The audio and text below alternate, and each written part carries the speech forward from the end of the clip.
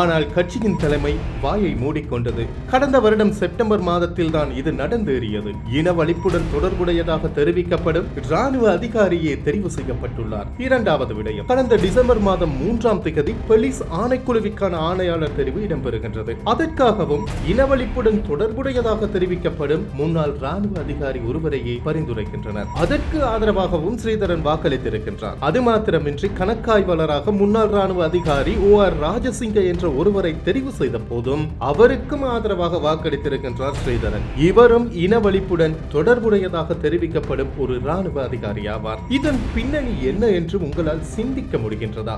ஏன் ஸ்ரீதரன் இவ்வாறு நடந்து கொள்கின்றார்? இதன் பின்னணி என்னவாக இருக்கும் என்று உங்களால் யூகிக்க முடிகின்றதா? உங்களால் சற்றேனும் சிந்தித்து பார்க்க முடிகின்றதா?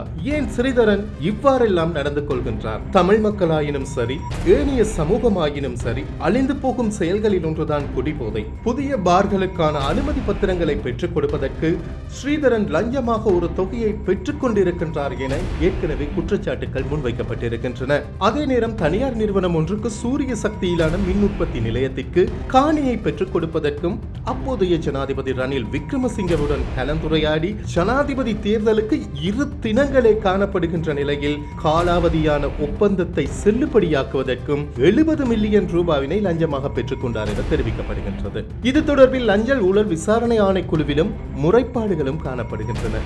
இவ்வாறு தனக்கு எதிராக சுமத்தப்பட்டுள்ள குற்றச்சாட்டுகளில் இருந்து தம்மை பாதுகாத்துக் கொள்வதற்காகவா ஸ்ரீதரன் இனவழிப்புடன் தொடர்புடையதாக தெரிவிக்கப்படும் அதிகாரிகளின் நியமனத்திற்கு ஆதரவாகவும் தன்னிச்சையாகவும் செயற்பட்டுள்ளார் என்ற கேள்வி இங்கு எழுகின்றது.